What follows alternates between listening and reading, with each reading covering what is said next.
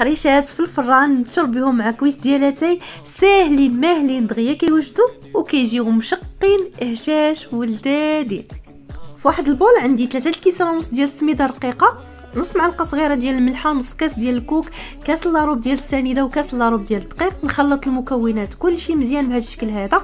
من بعد غنضيف كيس ديال الفاني وكاس لاروب ديال الزيت النباتيه. غادي نخلط نبسس كلشي مزيان بهذا الشكل هذا حتى تبسوا ليا جميع المكونات. كندير شويه في يديا كيتجمع ليا، دليل على ان الحريشات عندي ناجحين.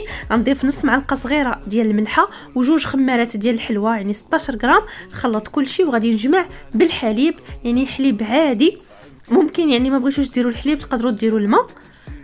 ضفت هنايا تقريبا هزت ليا 2 كيسان لاروب ديال الحليب. غنخلط كلشي كيكون الخليط شويه مرخوف. غادي نغطيه وغادي نخليه تقريبا 5 ديال الدقائق يتشرب. عندي هنايا السميده الغليظه ضفت معاها كيس ديال الفاني. من بعد ما تشرب ليا الخليط كنشكلو كويرات بهذا الشكل هذا وكنفند كل كويره في ديك السميده، كنفندها مزيان وكنكورها بهذا الشكل وكنضغط عليها واحد شويه صافي. وغادي نحطها في الصفيحه اللي غادي تدخل للفرن.